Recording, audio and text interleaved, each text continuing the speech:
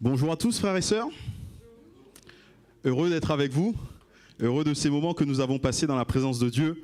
Il fait bon, il est agréable d'être dans la présence de Dieu, ce passage de la Bible qui nous dit qu'il est bon, qu'il est agréable pour des frères de demeurer ensemble. C'est là où le Seigneur envoie sa bénédiction. Nous avons pu encore l'expérimenter aujourd'hui. J'espère que comme moi, vous avez été bénis de la présence de Dieu. Et nous voulons continuer à être bénis de la présence de Dieu au travers de la parole de Dieu que nous allons ouvrir. Vous le savez, nous en sommes rendus et nous continuons à considérer le livre, l'épître de Paul aux Éphésiens. Et nous avons déjà lu pas mal dans cette épître. Nous avons basculé, nous avons pris plus que le milieu. Et nous en sommes rendus maintenant au chapitre 4. Et nous allons lire à partir du verset 17 jusqu'au verset 32. Éphésiens 4, verset 17 au verset 32. Mais avant cela, je voudrais juste vous introduire ce passage. Je pense que vous connaissez cette expression, vous l'avez forcément déjà entendu, l'habit ne fait pas le moine. Et c'est quelque chose qu'on redit souvent parce qu'il est vrai qu'on ne peut pas se fier aux apparences pour juger d'une personne. On ne peut pas se fier aux apparences pour porter un jugement sur quelqu'un. Mais ceci étant dit, je pense qu'on peut quand même se dire que les vêtements nous permettent de définir la personne qu'on a en face de nous. Lorsqu'on voit quelqu'un habillé, cela nous donne des indications sur cette personne. Cela nous donne des indications sur ce qu'elle va faire. Quelqu'un qui est habillé en combinaison de ski, c'est pas quelqu'un qui va se retrouver à aller piquer une tête dans le lac. En général, c'est plutôt pour aller faire du ski ou en tout cas des activités qui ont rapport avec la neige. Donc l'habit nous donne quand même quelques informations. On peut aussi se rendre compte que l'habit, les vêtements nous donnent des informations sur ce que nous sommes au fond de nous. Vous savez que je suis, et j'aime beaucoup le foot. Et dans le foot, il y a quelque chose d'assez particulier, c'est que vous ne ferez pas un supporter d'une équipe porter le maillot de l'équipe rivale. C'est pas possible. Alors ici, je sais que dans le temps, il y avait Evian Thonon-Gaillard. Je ne sais pas s'il y avait une rivalité avec les autres équipes dans le coin, mais vous imaginez quelqu'un qui est fan de cette équipe ne portera pas le maillot d'une autre équipe. Ça donne des informations sur ce qu'on est. Quand on a le choix de nos vêtements, quand on a le choix de ce qu'on est, de ce qu'on peut porter, de ce qu'on va porter, on choisit toujours quelque chose qui sera en adéquation avec ce qu'on a prévu de faire ou alors qui est en adéquation avec ce que nous sommes au fond de nous. C'est comme ça. Même si l'habit ne fait pas le moine, l'habit nous donne quand même une information. Et dans ce passage que nous allons lire sur Éphésiens 4, Paul va utiliser la métaphore des vêtements. Il va à un moment donné dire qu'il nous faut nous dépouiller, nous dévêtir, mais il va aussi parler du fait de se revêtir, pour parler de ce que nous sommes et de ce que cela produit comme lorsqu'on devient enfant de Dieu. Se revêtir des vêtements de Christ doit tout changer. Et nous allons le lire, se revêtir des vêtements de Christ change tout dans notre vie. Quand nous revêtons Christ, nous recevons une nouvelle identité. Quand nous sommes arrivés à Christ, nous avons reçu une nouvelle identité. Et cela affecte notre manière d'être, cela affecte notre manière d'agir. L'enfant de Dieu doit être caractérisé par une manière de vivre en accord avec ses vêtements, si je peux le dire ainsi. L'enfant de Dieu doit être caractérisé par une manière de vivre en accord avec ses vêtements. Lorsque un pompier, un policier met son uniforme, on s'attend de lui à ce qu'il se comporte d'une certaine manière. Ce serait complètement irresponsable pour un pompier, alors qu'il est habillé en tant que pompier, de jeter un mégot là où ça risque de s'enflammer. Lorsqu'on a nos vêtements, on doit agir en conséquence. Nous avons une nouvelle identité, nous avons de nouveaux vêtements, nous sommes une nouvelle création. Et Paul va nous dire ce que nous devons être. Et nous faisons cette lecture ensemble. Éphésiens 4, 17. Voici donc ce que je dis et ce que je déclare dans le Seigneur. C'est que vous ne devez plus marcher comme les païens, qui marchent selon la vanité de leurs pensées. Ils ont l'intelligence obscurcie, ils sont étrangers à la vie de Dieu, à cause de l'ignorance qui est en eux, à cause de l'endurcissement de leur cœur. Ayant perdu tout sentiment, ils se sont livrés à la dissolution pour commettre toute espèce d'impureté jointe à la cupidité. Mais vous, ce n'est pas ainsi que vous avez appris Christ. Si c'est conformément à la vérité qui est en Jésus, c'est à lui que vous avez été instruits. À vous dépouiller, eu égard à votre vie passée du vieil homme, qui se corrompt par les convoitises trompeuses, et à être renouvelé dans l'esprit de votre intelligence, et à revêtir l'homme nouveau, créé selon Dieu dans une justice et... Excusez-moi. Dans une justice et... je ne suis pas à la bonne page. Désolé, mes pages, elles collent. Voilà. Et une sainteté, merci, que produit la vérité. C'est pourquoi renoncez au mensonge et que chacun de vous parle selon la vérité à son prochain.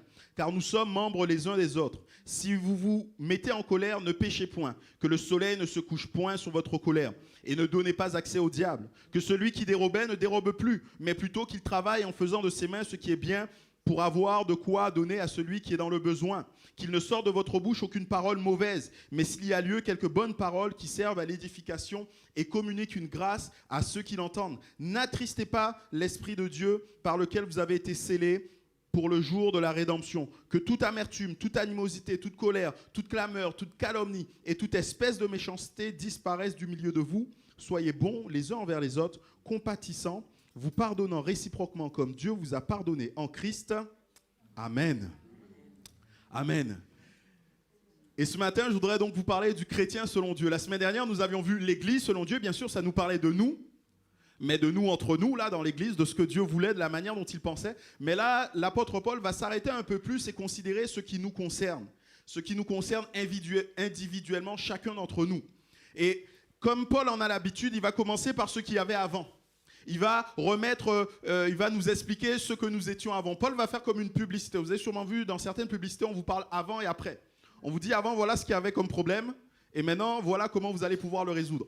Et Paul nous dit exactement la même chose, et il commence par nous dire ce que nous étions avant, et il commence en nous disant, vous ne devez plus marcher comme des païens. Vous ne devez plus marcher comme des païens. Comment marchent les païens? Ils ont l'intelligence obscurcie. Et c'est un point qu'il faut soulever. Souvent, certaines personnes, lorsqu'elles me parlent de chrétiens, ou en tout cas de personnes qui sont autour d'elles, à qui elles ont voulu parler du Seigneur, elles leur disent, mais je ne comprends pas qu'elles ne comprennent pas. Je ne comprends pas que lorsqu'on regarde la création, que lorsqu'on regarde le monde dans son entier, on ne comprenne pas qu'il y ait Dieu qui existe. Je ne comprends pas lorsqu'il réalise ce qu'il a pu vivre dans sa vie, qu'il ne comprend pas, qu'il ne s'attache pas à se dire que Dieu est présent. Mais la raison en est simple, mes bien-aimés. Et Paul nous la donne ici.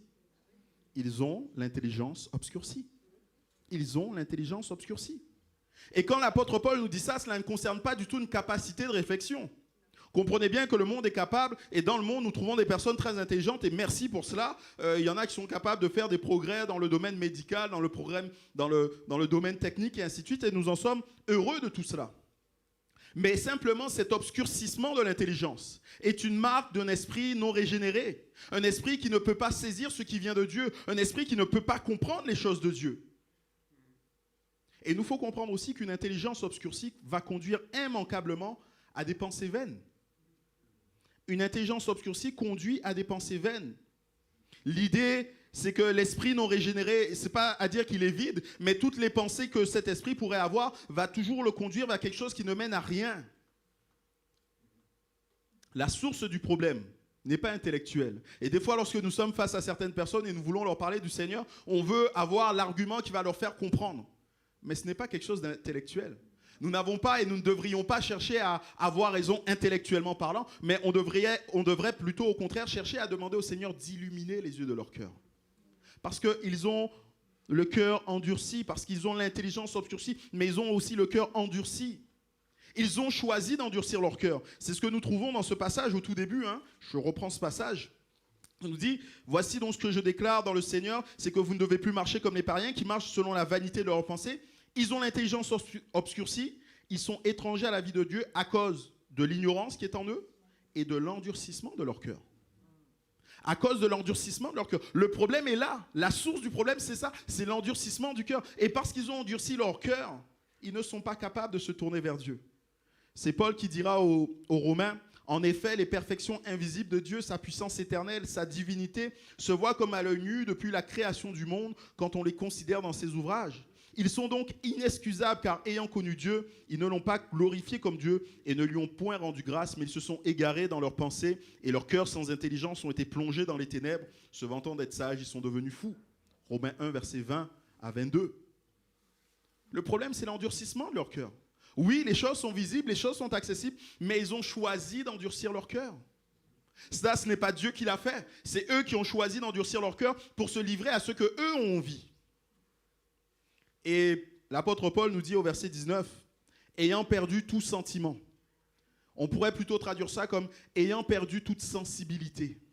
Étant devenu imperméable à la personne de Dieu. À force de s'endurcir, à un moment donné, on devient imperméable. on devient très dur et on ne peut plus être accessible à Dieu. Paul nous dit qu'ils sont devenus insensibles. Et quand l'intelligence est obscurcie, que les cœurs sont endurcis, il va forcément nous conduire vers des comportements qui ne sont des comportements que Dieu n'admet pas, que Dieu n'approuve pas. Tant qu'on est dans cet état d'endurcissement, on ne va faire que ce que nous, on voudrait. On va être loin de la grâce de Dieu, on ne va même pas la comprendre, cette grâce. On ne va même pas être capable de la saisir. Et on va faire ce que notre cœur, notre vie a envie de faire. Cette position d'endurcissement éloigne l'homme de Dieu. Ce que nous étions païens d'entre les païens. Nous avions l'intelligence obscurcie, nous avons le cœur endurci et nous pratiquions des choses qui n'étaient pas à la gloire de Dieu. Mais Paul va continuer. Et Paul va nous dire, oui, à cause de cela, vous agissiez d'une certaine manière, mais maintenant, les choses sont devenues nouvelles. Et il va nous parler de ce que nous devons faire maintenant à cause de notre vie nouvelle, à cause de ce que nous sommes devenus. Il va nous dire, mais vous, ce n'est pas ainsi que vous avez appris Christ. Mais vous, ce n'est pas ainsi que vous avez appris Christ. Les chrétiens d'Éphèse n'étaient pas neutres par rapport à Dieu. Ils ont appris Christ, ils ont connu Christ, ils connaissaient Christ. Et vous le savez bien dans la Bible, le mot connaître, ce n'est pas juste une connaissance intellectuelle, mais c'est quelque part même une relation. Et c'est en cela que concerne le christianisme. Le fait de croire, le fait d'être chrétien, le fait d'être enfant de Dieu, c'est le fait d'avoir une relation avec une personne vivante, et cette personne, c'est Jésus-Christ. Nous sommes chrétiens parce que nous avons une relation avec Jésus-Christ. Nous sommes chrétiens parce que nous le connaissons, nous avons expérimenté sa présence, nous avons expérimenté son pardon. Parce que nous sommes en relation constante, permanente avec lui. Être chrétien, ce n'est pas respecter certaines règles. Être chrétien, ce n'est pas être assidu aux réunions, même si c'est aux réunions évangéliques ici. Être chrétien, ce n'est pas croire qu'il y a un Dieu. La Bible nous dit les démons aussi croient qu'il y a un Dieu. Cela ne suffit pas. Être chrétien, ce n'est pas faire de bonnes actions. Être chrétien, ce n'est même pas suivre les enseignements de Jésus. S'il n'y a pas avant cela une relation avec Jésus, cela ne sert à rien. C'est Jésus qui dira, « Or, la vie éternelle, c'est qu'ils te connaissent, toi le seul vrai Dieu, et celui que tu as envoyé, Jésus-Christ ton Fils. » Jean 17, verset 3. Si nous voulons avoir la vie éternelle, il ne suffit pas de faire des choses, mais il faut avant tout connaître quelqu'un. Et ce quelqu'un, c'est Jésus-Christ. Et nous le voyons ici, les Éphésiens, eux, connaissaient Christ. Et vous, connaissez-vous Christ? Avez-vous une relation avec Christ? Avez-vous une relation particulière, intime, vivante avec Christ? Est-ce qu'il est celui qui est devenu le maître de votre vie? Si la réponse à ces questions est non, malheureusement, vous ne pourrez pas vivre tout ce que Paul va nous proposer après. Vous en êtes toujours à l'étape d'avant, avant. Vous en êtes toujours à « nous étions des païens avec l'intelligence obscurcie ». Mais rassurez-vous, il est possible de connaître Christ. Jésus nous dit « vous connaîtrez la vérité et la vérité vous affranchira, la vérité vous rendra libre ». La vérité nous rendra libre du péché, la vérité nous rendra libre de cette vaine manière de vivre que nous avons, la vérité nous rendra libre du diable tout simplement. Et vous le savez, dans la Bible, toujours, il nous est dit ce passage, Jésus qui dit « Je suis le chemin, la vérité ». Vous connaîtrez la vérité. La vérité, c'est une personne, c'est Jésus. Et vous avez besoin de connaître, d'avoir une relation avec lui pour pouvoir être libre de toutes ces choses. Le fait de connaître Christ nous donne la liberté. Le fait de connaître Christ va nous amener plus loin. Et Paul va continuer, va nous dire, oui, ce que vous êtes aujourd'hui, c'est que vous avez connu Christ et cela va vous amener à faire d'autres choses. Cela va vous amener à être instruit, à vous dépouiller. Cela va vous amener à être renouvelé dans votre intelligence. Cela va vous amener à vous revêtir de l'homme nouveau. Et c'est là ce que je voudrais considérer juste quelques minutes. Se dévêtir, se dépouiller. Là, Paul utilise un mot qu'on pourrait prendre comme vestimentairement parlant. Se dépouiller de vêtements sales. Enlever un manteau qui serait sale et le mettre au rebut, ne plus jamais l'utiliser. C'est cela ce qu'il nous demande, l'apôtre Paul. Il nous dit, il nous faut enlever ce manteau, il nous faut enlever ce vieil habit et s'en débarrasser. Il nous faut nous débarrasser de quoi? Il nous faut nous débarrasser du vieil homme qui se corrompt par des convoitises trompeuses. Il nous faut nous débarrasser de ce que nous avons été. C'est ça le vieil homme. Le vieil homme, c'est simplement ce que nous étions avant. C'est notre manière de penser avant. C'est tout ce que nous aimions avant. Notre caractère avant. Nous devons nous débarrasser de tout cela. Parce que toutes ces choses étaient rebelles à Dieu. Toutes ces choses étaient rebelles à Dieu et à sa volonté. Toutes ces choses nous amenaient toujours plus loin de Dieu. Toutes ces choses étaient animées uniquement par des convoitises trompeuses. C'est-à-dire que l'on était soumis au désir de notre cœur. On allait vers ce que nous voulions et bien souvent on était après déçus de ces choses. Ces choses ne nous apportaient pas la vie. Ces choses ne nous donnaient pas ce qui était nécessaire. Et c'est là le péché. Le péché, lorsqu'on le voit, est toujours attrayant. Vous savez, Ève dans le jardin d'Éden, elle vit que le fruit était bon et agréable à manger et utile pour ouvrir l'intelligence. Lorsqu'on le voit comme ça, le péché, ça donne l'impression qu'il est bon. Mais une fois qu'on l'a consommé, il laisse un goût amer au-dedans de nous. Et notre homme, le vieil homme, lui, se nourrit de ses convoitises. Il ne peut et ne sait se nourrir que de ces choses. Et nous avons besoin d'aller vers autre chose. Il nous faut nous revêtir, il nous faut nous dépouiller, enlever ce vieux vêtement, mais il nous faut accepter aussi de se revêtir, prendre autre chose, se laisser revêtir de nouveaux vêtements, de nouveaux manteaux. Parce que la nature a horreur du vide. Si on se contente simplement d'enlever ce manteau, il faudra bien qu'il soit remplacé par quelque chose, et ce quelque chose ne sera pas forcément une bonne chose. Sauf si on choisit nous-mêmes de se revêtir de ce qui est bon. Et comment peut-on se revêtir de l'homme nouveau? Tout simplement parce que Dieu le fait en nous. Si quelqu'un est en Christ, il est une nouvelle créature. Les choses anciennes sont passées. Voici toutes choses sont devenues nouvelles. 2 Corinthiens 5, 17. Dieu crée en nous, lorsque nous nous convertissons, il crée en nous une nouvelle nature, une nouvelle création. Il fait de nous une nouvelle personne. Cette personne est créée selon l'image de Dieu et instinctivement, elle a les caractéristiques de Dieu. Elle est sainte et elle veut se tourner vers Dieu. Tout l'inverse de notre ancien homme, qui lui est hérité d'Adam et qui lui ne veut que se détourner de Dieu. Il y a ici cette nouvelle création. Nous devons nous revêtir, mais cela ne s'arrête pas là. Paul va utiliser un autre mot. Il nous faut aussi être renouvelés. Il nous faut aussi être renouvelés dans notre esprit.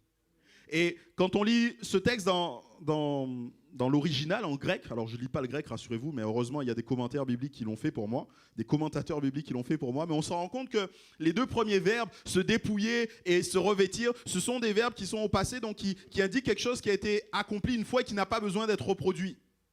Tandis que lorsqu'il s'agit d'être renouvelé, c'est un verbe qui est dans un temps qui nous parle de quelque chose de continu. Et vous connaissez bien ce passage de Romains 12, 1 et 2, où Paul dit « Soyez transformés ». On pourrait même dire « Soyez continuellement transformés par le renouvellement de l'intelligence ». Paul nous invite à toujours avoir notre intelligence qui est renouvelée, qui est quelque part remise devant le Seigneur, pour qu'il mette en nous ce que lui veut, pas ce que nous voulons, parce que le monde nous dira, mais ce que lui, il veut. Il nous faut bien peu de choses pour que notre intelligence soit de nouveau obscurcie. Endurcir notre cœur peut arriver très vite. Il nous suffit de résister au diable, de résister au Saint-Esprit, pardon. Il nous suffit de résister à Dieu, de mettre nos désirs en avant, de mettre nos désirs avant même la volonté de Dieu. Notre esprit, mes bien-aimés, est un champ de bataille. Nos pensées sont un champ de bataille.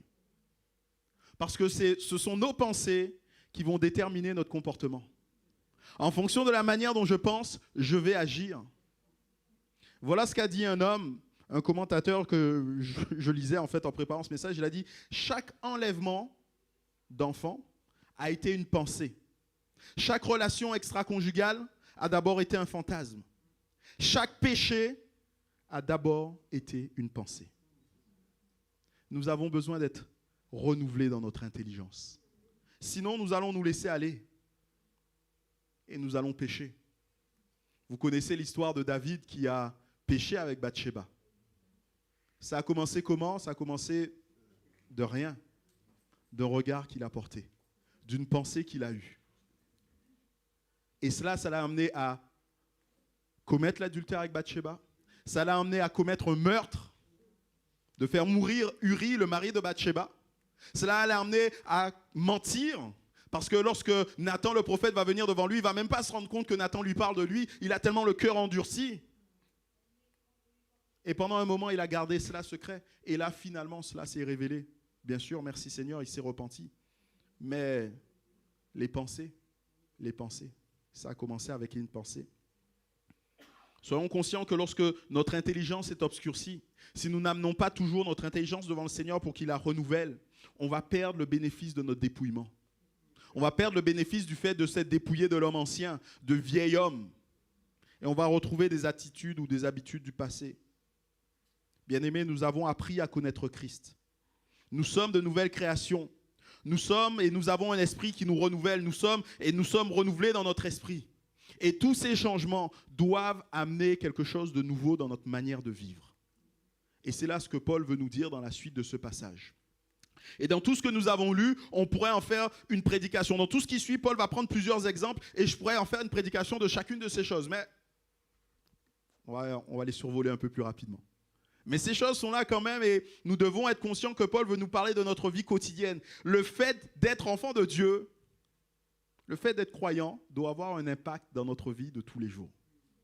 Ce n'est pas juste une croyance, mais c'est quelque chose qui va nous amener à changer notre manière de faire et c'est exactement ce que Paul veut nous faire comprendre. Et Paul ici, notez-le bien, mais il ne parle pas simplement d'enlever ce qui est mauvais, mais il nous parle de rajouter quelque chose. Je vous le disais tout à l'heure, la nature a horreur du vide. Il nous faut enlever ce qui est mauvais, mais il nous faut aussi rajouter ce qui est bon, ce qui nous vient de Dieu. Et la première des choses que Paul va nous dire au verset 25, je vais le lire, c'est pourquoi renoncez au mensonge et que chacun de vous parle selon la vérité à son prochain, car nous sommes membres les uns des autres. La première des choses que Paul nous demande de faire, c'est de remplacer le mensonge par la vérité. Tout ce qui vient du diable est forcément une tromperie. Tout ce qui vient du diable est forcément un mensonge. Rien de bon ne se trouve dans le diable. Jésus dira dans Jean 8, verset 44, « Vous avez pour père le diable et vous voulez accomplir les désirs de votre père. Il a été meurtrier dès le commencement et il ne se tient pas dans la vérité, parce qu'il n'a pas de vérité en lui, parce qu'il profère le mensonge. Il parle de son propre fond car il est menteur et le père du mensonge. »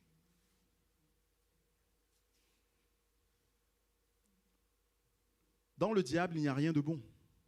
Tout est mensonge. Par contre, à l'inverse, Jésus, lui, est le Verbe incarné et lui, il est la vérité. Il dira, sanctifie-les par ta vérité, ta parole est la vérité. Jésus est le Verbe incarné, il est la vérité. Donc, quelque part, lorsque nous sommes du côté du mensonge, vous comprenez qu'on est du côté du diable et non pas du côté de Jésus. Remplacer le mensonge par la vérité parce que Jésus est vérité. Et quand Paul nous parle ainsi, il nous parle bien sûr de manière générale, mais il parle aussi de manière plus spécifique à l'Église, dans l'Église. Paul est en train de parler aux chrétiens d'Éphèse et leur dit, ne vous mentez pas les uns les autres, bien-aimés. Qu'il n'y ait pas de mensonge dans ce que vous dites les uns aux autres. Que ce que vous dites soit dans la vérité. Car nous sommes les membres d'un seul corps. Nous sommes tous les membres d'un seul corps. C'est ce que nous dit Paul. Et il nous dit quelque part que imaginez que le corps soit... que le corps, les parties de notre corps se mentent les unes les autres. Si l'œil, voyant par exemple un fer chauffer à rouge, dit au cerveau, non ça va, il n'est pas rouge, il est froid. Et que la main saisisse le fer, ça brûle. Et ce n'est pas seulement la main qui va en pâtir, parce que c'est l'œil qui pleure. Et c'est ce que Paul est en train de nous dire. Il est en train de nous dire, nous sommes tous les membres d'un même corps. Alors si tu mens à ton frère, mais quelque part tu es en train de te faire du mal à toi-même. Ne vous mentez pas les uns les autres. Nous devons apprendre à nous parler et nous dire la vérité. Nous dire la vérité dans l'amour, c'était la fin du passage précédent que nous avions vu. Mais professant la vérité dans l'amour, nous croîtrons à tous égards en celui qui est le chef. Nous devons être capables de nous dire les choses, bien-aimés. Nous devons être capables de nous dire les choses dans la vérité, mais aussi dans l'amour. Nous devons être capables de nous reprendre. Vous devez être capable de me reprendre. J'ai aucun problème avec le fait qu'on me reprenne si je fais une erreur. Parce que je vous le dis, je suis un homme. tout pasteur que je suis un homme. Et tout chrétien que vous êtes, avec le nombre d'années d'expérience que vous avez, vous restez des hommes. Et nous devons apprendre à pouvoir nous dire les choses dans la vérité. Parce que si nous ne savons pas nous dire dans l'église déjà les choses dans la vérité, si nous ne sommes pas capables déjà dans l'église de dire ou de dénoncer le péché, comprenez bien que vous ne serez pas capable de le faire à l'extérieur. Si vous ne savez pas le faire dans le corps de l'église, avec amour et vérité, vous ne saurez pas le faire à l'extérieur. Remplacez le mensonge par la vérité. Paul continue, verset 26-27. Il nous dira, remplacez, et je dis, la colère par la maîtrise. Si vous vous mettez en colère, ne péchez point, que le soleil ne se couche pas sur votre colère et ne donnez pas accès au diable. Il y a beaucoup de questions qui se posent concernant la colère. Moi, je pense que la colère n'est pas une mauvaise chose en elle-même. La colère n'est pas quelque chose qui serait complètement à bannir. Mais il nous faut être conscient que la colère est un moteur puissant. Et un moteur puissant qui peut nous amener, quand il n'est pas maîtrisé, à tout ravager, à tout dévaster autour de nous. Je ne pense pas que la question soit de ne pas se mettre en colère, mais plutôt lorsqu'on se met en colère, de ne pas pécher. C'est ça que nous dit le texte. Alors comment est-ce qu'on peut maîtriser notre colère ? Paul sous-entend que ce serait possible. Ce serait possible de se mettre en colère et de ne pas pécher. Ce serait possible d'être en colère et de ne pas faire des choses qui ne sont pas en accord avec le Seigneur. La colère, souvent, on la ressent lorsqu'il y a quelque chose qui nous dérange. Peut-être une injustice, des fois. Et ça va nous mettre en colère. Peut-être parce qu'on nous a blessés et qu'on attendait quelque chose et là, on va se mettre en colère. Comment est-ce que Paul nous dit de gérer le fait de ne pas pécher lorsqu'on est en colère ? Il nous dira que le soleil, ne se couche pas sur notre colère. Alors là, je pense que Paul n'est pas en train de parler de manière littéraire. Il ne faut pas prendre ça en se disant il faut qu'avant le coucher du soleil, j'ai évacué la colère. Parce que sinon, ça voudrait dire que certains sont autorisés à être en colère plus longtemps que d'autres. Aux Antilles, la journée, c'est toujours, quel que soit le moment de l'année, c'est toujours la même chose. En général, on a 12 heures de soleil, 12 heures de nuit. Ici, on est maintenant rentré dans cette période où on va vers l'été, où les jours vont être de plus en plus longs et les nuits de plus en plus courtes. Ça voudrait dire que si on restait sur la lettre, qu'on aurait le droit pendant l'été d'être plus souvent en colère qu'en hiver. Et que dire de ceux qui vivent dans ces contrées où il y a 6 mois de nuit et 6 mois de jour ? Ça voudrait dire que le Seigneur les autoriserait à rester 6 mois dans la colère. Non, ce n'est pas du tout ça. Je pense que ce que l'apôtre Paul veut nous dire ici, c'est de ne pas entretenir la colère. De ne pas entretenir la colère. Parce que lorsqu'on entretient la colère, cela produit en nous de l'orgueil, cela va produire en nous de la haine, de l'aigreur. Cela va produire en nous le fait de vouloir se justifier par soi-même, de se faire justice soi-même. Quand Paul nous dit que le soleil ne se couche pas sur ta colère, c'est ça. N'entretiens pas la colère. Parce que si tu le fais, tu donnes accès au diable. Vous connaissez ce passage, Genèse 4, versets 6 à 7, concernant Caïn. L'Éternel dit à Caïn, « Pourquoi es-tu irrité, en colère ? Pourquoi es-tu irrité ? Pourquoi ton visage est-il abattu ? Certainement, si tu agis bien, tu relèveras ton visage. Et si tu agis mal, le péché couche à ta porte. Et ses désirs se portent contre toi, vers toi. Mais toi domine sur lui. » Là, on a Caïn qui était plein de colère. Et ce que Dieu est en train de lui dire, c'est tout simplement ça. N'entretiens pas cette colère. Relâche cette colère. Et quand tu l'entretiens, il va se produire que tu vas avoir de l'orgueil et tu vas vouloir te faire justice toi-même. Et c'est exactement ce qu'il a fait. Quand vous lisez la suite du passage, il va nous dire qu'ils étaient dans les champs, c'est-à-dire que là où lui-même il cultivait, c'était dans son endroit. Et Abel est peut-être venu pour lui parler de manière complètement anodine. Et lui, parce qu'il avait entretenu cette colère, il était en train de serrer les dents et n'en pouvant plus, il prend une pierre. Alors j'imagine, je n'étais pas là, mais il prend une pierre et tue son frère. Plein de colère, parce qu'il a entretenu cette colère. Quand on entretient la colère, bien-aimé, on donne accès au diable. Parce que le diable va profiter de ce que la colère produit en nous pour faire de nous ses instruments. Pour nous amener à faire des choses qu'on ne devrait pas, qu'on ne voudrait pas. Bien souvent, certaines personnes font des choses sous le coup de la colère et après elles le regrettent. Mais je pense que la colère en elle-même n'est pas mauvaise. Elle peut nous amener à nous ressaisir, à faire les choses autrement. Mais lorsqu'on entretient la colère, là, on devient des instruments entre les mains du diable. Et Paul continue, ce n'est pas la seule chose qu'il veut nous dire. Il nous dit ensuite, remplacer le vol par le don. Verset 28, que celui qui dérobait ne dérobe plus, mais plutôt qu'il travaille en faisant de ses mains ce qui est bien, pour avoir de quoi donner à celui qui est dans le besoin. Le vol, remplacer le vol par le don. On pourrait se dire, mais oui, mais bon, c'est logique, ça tombe sous le sens. Oui, mais il est quand même assez facile de voler, il faut le reconnaître. On trouve des raisons pour voler. On va dire, il en a trop, ça ne lui fera pas de mal. Je pense que Paul, il parlait aussi à des esclaves. Hein, dans les Éphésiens, dans les chrétiens là, d'Éphèse, il y avait des esclaves. Et peut-être qu'ils se disaient la même chose. Ils disaient, oh, mais ça ne va pas manquer à mes maîtres. Ils en ont déjà tellement. On se le dit, nous. C'est une phrase que j'entends souvent quand il s'agit des impôts ou autre chose. On dit, l'État en a déjà tellement. Ou l'État gaspille, donc je n'ai pas besoin de lui en donner. Ça s'appelle du vol, bien aimé. C'est facile aussi de voler quand il n'y a pas quelqu'un de physique devant nous. Jamais il nous viendra à l'idée, lorsqu'on est dans un supermarché, de se remplir le truc, le caddie et de passer devant la caissière sans payer. Forcément, on va s'arrêter. Mais s'il n'y a personne qui nous regarde, s'il n'y a personne, ah ben là, c'est vite fait, ça va dans la poche. Le vol pour les enfants de Dieu est prescrit, mes bien-aimés. Quelle que soit la raison. On peut voir ça, on pourrait considérer qu'il y a 3 options possibles. Il y a l'option de dire « je vole ». Et ça, c'est un péché. On pourrait trouver une autre option qui serait de dire « je ne vole pas, par contre, je travaille pour moi, pour m'enrichir ». Alors, c'est vrai que ce n'est pas un péché, mais par contre, c'est le modèle que nous propose ce monde, avec toutes les dérives qu'on y voit. Oui, certains ne volent pas, ils travaillent pour s'enrichir, mais ils se sont tellement enrichis qu'ils ne savent pas ce qu'ils font avec l'argent. Je crois de mémoire qu'on dit que les 10% des personnes les plus riches détiennent plus de la moitié de la richesse de la planète.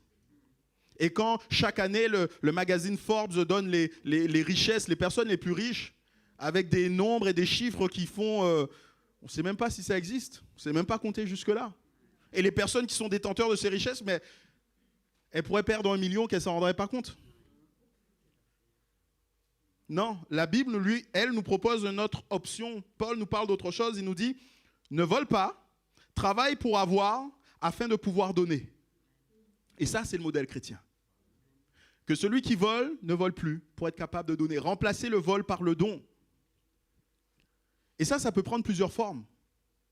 Bien sûr, dans la première église de Jérusalem, et c'est peut-être l'image première qui va vous venir, il nous a dit qu'il mettait tout en commun. Et on distribuait à ceux qui en avaient besoin. C'est une manière de faire. Jacques, dans son épître, va nous dire, il ne sert à rien de dire à des frères et sœurs qui n'ont rien, allez et que le Seigneur vous bénisse. Il dit, mais répondez à leurs besoins physiques et renvoyez-les après. On peut trouver différentes manières de répondre aux besoins et de pouvoir donner. Mais nous, il faut être conscient que le bon modèle, c'est celui-ci. Je ne vole pas, je travaille pour avoir, afin de pouvoir aider mes bien-aimés. Et quand on est généreux, le Seigneur saura se montrer généreux avec nous. Le Seigneur saura se montrer généreux avec nous. Remplacer le vol par le don. Paul continue. Remplacer les paroles mauvaises par ceux qui édifient. Versets 29 et 30. Qu'il ne sorte de votre bouche aucune parole mauvaise, mais s'il y a lieu, quelques bonnes paroles qui servent à l'édification, qui communiquent une grâce à ceux qui l'entendent. Ici, le mot mauvais, dans le grec, on pourrait le traduire par pourri, par gâté. On utilisait ce mot pour parler de certaines denrées, les poissons, les fruits, lorsqu'ils étaient complètement avariés. Ce que Paul est en train de nous dire, il nous dit qu'il ne sort de votre bouche aucune parole avariée, aucune parole impropre à la consommation. Comprenez que s'il y avait ces aliments avariés sur le marché, que quelqu'un les consommait, déjà avant de les consommer, ça dégage une odeur. Et ensuite, quand on les consomme, si jamais on les consommait sans le savoir, ça rend malade. Ce que Paul est en train de nous dire, c'est que vos paroles ne soient pas des paroles qui blessent, qui font du mal, qui détruisent. Parce que ça peut aller jusqu'à la mort, une intoxication alimentaire. Mais il nous dit au contraire que vos paroles soient des paroles qui édifient, des paroles qui construisent, des paroles qui soient une bénédiction. Nous devons être conscients que nos paroles peuvent être des paroles mauvaises. bien souvent, c'est vrai que nos paroles peuvent être inutiles, mais en plus d'être inutiles, elles peuvent être aussi mauvaises. Et Jésus nous a mis en garde contre cela. Dans Matthieu 12, au verset 36, il dira « Je vous le dis, au jour du jugement, les hommes rendront compte de toute parole vaine qu'ils auront proférée. » Toute parole vaine qu'ils auront proférée. En fait, la manière dont on parle ne fait que dévoiler ce que nous sommes au fond de nous. C'est de l'abondance du cœur que la bouche parle, bien-aimé. Si nous disons des paroles mauvaises, cela ne fait que démontrer que notre cœur est mauvais. Qu'il y a besoin là encore de changement dans notre cœur. Mais au lieu de ça, nous devons avoir des paroles édifiantes et pleines de grâce. Le fait des paroles qui construisent, qui relèvent, des paroles qui encouragent, des paroles qui font du bien à ceux qui les reçoivent. Nous devons avoir des paroles qui sont opportunes au bon moment, parce que ce n'est pas tout d'avoir une bonne parole, encore faut-il quand savoir la donner. Et de quelle manière savoir la donner. Et tout cela me fait penser au fait de se dire tout simplement que je pense qu'ici, Paul ne parle pas simplement des paroles qui sortent de notre bouche, mais de l'attitude qu'on a. On ne peut pas avoir ou donner une parole bonne à quelqu'un si on n'a pas pris le temps d'être proche de cette personne. Nous, on a souvent l'image dans les milieux pentecôtistes, à cause, peut-être, je pense comme ça, à cause de ce qu'on voit dans des prophètes de l'ancienne alliance qui débarquaient d'on ne sait où, qui donnaient la parole du Seigneur et qui s'en allaient. Oui, c'est vrai que le Seigneur a fonctionné comme ça, ou en tout cas, il a permis que les choses fonctionnent comme ça dans le temps. Mais je pense qu'aujourd'hui, nous sommes dans cette communauté où nous sommes tous frères les uns des autres. Où nous sommes tous, j'ai envie de dire aussi, prophètes, nous avons tous ce ministère, nous sommes appelés à être un sacerdoce royal. Il n'y a pas un prophète qui va venir d'ailleurs pour nous dire les choses. Mais c'est parce que nous vivons ensemble, que nous apprenons à nous connaître, que nous connaissons l'autre, que l'autre nous connaît, que nous sommes capables de lui dire une parole qui va édifier. Une parole qui édifie n'est pas simplement une parole qui vient de Dieu, mais une parole que l'autre est capable d'entendre parce qu'il me connaît. Si moi je reste toujours loin des autres et que je veux être simplement la voix du Seigneur, ça ne marche pas, mes bien-aimés. Nous sommes tous ensemble. Il n'y a pas quelqu'un qui sera au dehors du peuple de Dieu. Non, nous sommes tous ensemble. Et si nous voulons que l'autre reçoive la parole, des fois, il faut accepter de nous mettre à sa hauteur. Quand vous parlez à un enfant et que vous voulez lui expliquer des choses, ben vous vous mettez à sa hauteur. Vous lui expliquez dans les mots qu'il comprend. Et dans l'Église, ça doit être la même chose. Nous devons être conscients que nous ne sommes pas tous rendus au même niveau spirituel, ni même au même niveau de la connaissance spirituelle. Souvent, quand quelqu'un me pose une question, je lui renvoie sa question. Je lui dis, mais qu'est-ce que tu comprends par cela ? Tout simplement pour comprendre à quel niveau spirituel il est, à quel niveau de compréhension il est, pour pouvoir lui donner la réponse qui lui convient à lui. Parce que je pourrais lui donner une réponse théologique qui serait complètement vraie, mais qui n'apporterait rien à cette personne. Ici, on pourrait faire de la théologie le dimanche matin et parler en grec et en hébreu et dire des choses. Mais qui parle grec et hébreu ici ? Personne. Ça ne sert à rien. Une parole mauvaise est une parole qui détruit, une parole qui n'apporte rien. Et ce que Paul nous dit, c'est que nous devons avoir des paroles qui édifient, des paroles qui sont pleines de grâce. Et Paul, au verset 30, rajoute « N'attristez pas le Saint-Esprit de Dieu par lequel vous avez été scellés pour le jour de la rédemption. » Et ce petit verset m'a dérangé. Je me suis dit, mais pourquoi est-ce qu'il est là ? Pourquoi il est placé là comme ça ? Je pense que ce verset est comme enfin un résumé de tout ce qu'il y a eu juste avant. Paul est en train de nous dire, il nous faut faire attention à notre manière de vivre, à notre manière d'être, parce que nous avons été scellés du Saint-Esprit. Vous connaissez ce passage de Galates 5,16 qui nous dit « Marchez selon l'Esprit et vous n'accomplirez pas les désirs de la chair ». Et là, Paul est en train de nous dire que le mensonge, la colère non maîtrisée, le vol, les paroles mauvaises, eh bien, toutes ces choses, ce sont des œuvres de la chair. Toutes ces choses, ce sont des écueils à la vie de l'esprit. Donc, un enfant de Dieu ne peut pas, ne doit pas pratiquer ces choses. Ces choses ne peuvent pas être dans la vie d'un enfant de Dieu. Ce sont des entorses, bien plus que simplement des entorses morales, mais ce sont des entorses même à Dieu. Au Saint-Esprit qui vit en nous. N'attristez pas le Saint-Esprit. Ne faites pas toutes ces choses, mes bien-aimés. Nous avons été scellés du Saint-Esprit. Il est là pour nous dire que nous avons un héritage, que nous sommes même un héritage. Il vit en nous pour nous annoncer déjà que demain nous serons avec Dieu. Alors n'attristez pas le Saint-Esprit. Et Paul finit avec cela, remplacer la méchanceté par le pardon, qu'il ne sorte de votre bouche, verset 31, que toute amertume, toute animosité, toute colère, toute clameur, toute calomnie et toute espèce de méchanceté disparaissent du milieu de vous. Et là, quand je lis ces différents mots, ces différents qualificatifs, là, il y a comme une gradation. Il y a comme une progression dans les choses. Une progression qui va finir par arriver à la méchanceté. La méchanceté, c'est le fait de vouloir faire du mal à quelqu'un intentionnellement. C'est d'avoir un ressentiment profond envers quelqu'un au point de lui vouloir du mal. Et Paul est en train de condamner toutes ces choses. Cela, ça n'arrive pas du jour au lendemain. En général, il faut plusieurs étapes et c'est pour ça que Paul nomme toutes ces étapes. Amertume, animosité, colère, clameur, calomnie. Je pense qu'on peut y voir là. Quelqu'un nous a blessés, donc on va être plein d'amertume au fond de nous. Et on va garder cette amertume, ça va se transformer en animosité. On va dire, ah ouais, mais vraiment, cette personne, elle aurait dû faire autrement. Et cette animosité va se transformer en colère parce qu'il y a eu une injustice et qu'il n'y a pas réparation. Et là, on commence à bouillir au fond de nous. Et là, va y avoir la clameur. Alors, la clameur, elle ne se fait pas forcément entendre, mais au fond de nous-mêmes. Si jamais on pouvait mettre un micro là au fond de nous-mêmes et entendre ce que notre âme dit, cette âme serait en train de crier, de pousser une clameur. Pas une bonne clameur, malheureusement. Après, la calomnie. Parce qu'on commence à mal regarder l'autre et on parle mal de l'autre. Et ça débouche sur la méchanceté. Ça n'arrive pas du jour au lendemain. C'est pour ça que Paul a pris le temps de nommer tout cela. Pour nous mettre en garde et nous dire, mais toutes ces choses doivent disparaître. Il n'est pas possible que ces choses existent au milieu de vous. Pour y faire face, il y a une manière simple de le faire. C'est d'être à l'image de Jésus-Christ. D'être à l'image de Dieu. De vous pardonner les uns les autres. Pardonnez-vous les uns les autres. Soyez bons les uns envers les autres, compatissants, vous pardonnant réciproquement. On pourrait s'arrêter là, mais merci Seigneur, il a pensé à rajouter cela dans la Bible. Comme Dieu vous a pardonné en Christ. Et à chaque fois que j'en viens à parler du pardon, je dis à tout le monde, Dieu veut que nous pardonnions. Des fois, on va se dire, oui, mais l'autre ne m'a pas présenté ses excuses. Comme Dieu nous a pardonné en Christ.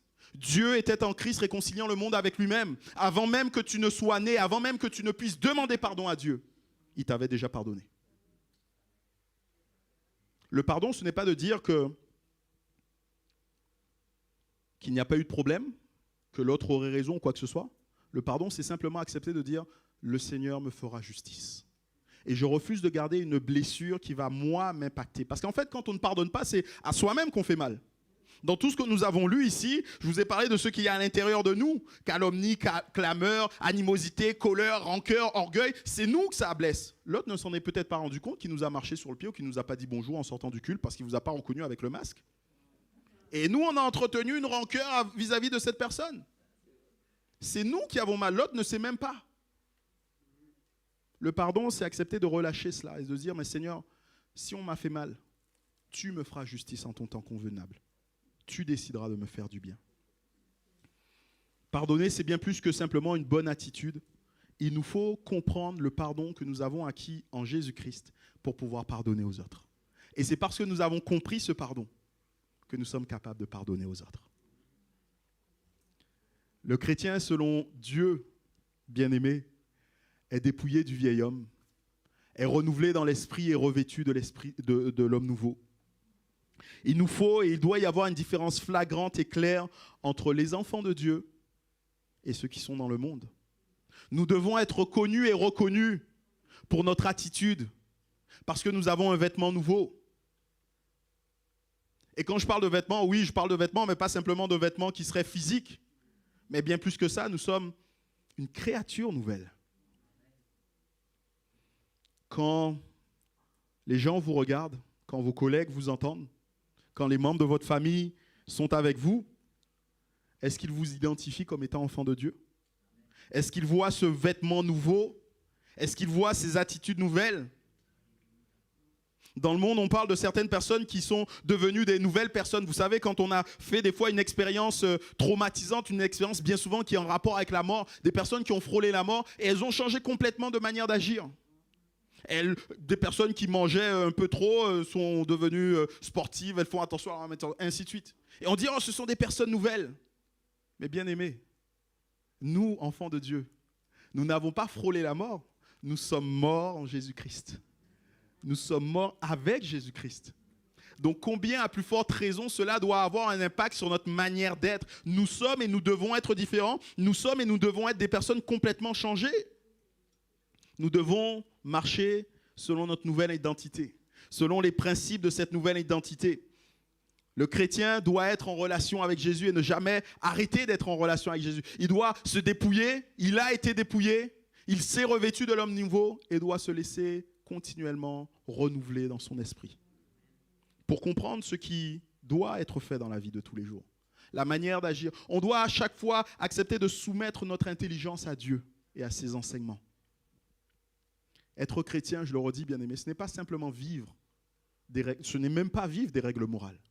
C'est avoir une relation avec Jésus. Et cette relation avec Jésus a des implications concrètes tous les jours. Et je finirai simplement en vous rappelant cela. Le fait de se dépouiller, c'est une bonne chose. Mais si on ne se revêt pas de l'homme nouveau, j'ai envie de dire quelque part, on est nu. Et on a pris quelque temps avec les podcasts pour regarder les églises de l'Apocalypse. Et il y a ce passage tiré de l'Apocalypse. Je te vomirai de ma bouche, car tu ne sais pas que tu es malheureux, misérable, pauvre, aveugle et nu. Si nous sommes nus spirituellement bien-aimés, le Seigneur nous vomira de sa bouche. Le chrétien, selon Dieu, se dépouille des œuvres mortes pour revêtir Christ. Que le Seigneur nous bénisse. Seigneur, nous voulons te dire merci encore pour ta parole. Merci pour cette parole qui est ô combien pratique. C'est vrai que jusqu'à maintenant, nous avons vu beaucoup de choses qui semblait manquer de praticité, mais maintenant, Seigneur, alors que nous abordons ces choses, nous voulons vraiment laisser ces choses toucher nos cœurs et nous voulons même apprendre à remettre en cause nos manières de faire, nos manières d'agir. Pardon, Seigneur, si nous continuons à marcher comme les païens. Pardon si nous laissons encore notre intelligence être obscurcie, nos cœurs être endurcis. Mais nous voulons au contraire, Seigneur, vraiment aller vers ce que toi tu veux, vers ce que toi tu as prévu, vers ce que toi tu es. Nous voulons apprendre à nous dépouiller, nous nous sommes dépouillés déjà, et nous voulons continuer à nous laisser renouveler dans notre intelligence. Aide-nous, Seigneur, à marcher conformément à ce que tu veux pour nous. Sois glorifié. Je veux aussi prier, Seigneur, peut-être pour quelqu'un qui est là et qui réalise tout simplement que elle ne t'a pas encore donné son cœur, qu'elle ne te connaît pas, qu'elle n'est pas dans cette relation avec toi. Je prie, Seigneur, que maintenant dans son cœur, Seigneur, tu viennes comme donner cette confirmation qu'il suffit de demander pardon et que tu crées une créature nouvelle. Merci, Seigneur, pour ce que tu fais parce que tu es tout puissant et ce que tu fais est beau et glorieux, Jésus. Gloire à ton Saint-Nom, mon roi. Amen. Amen. Que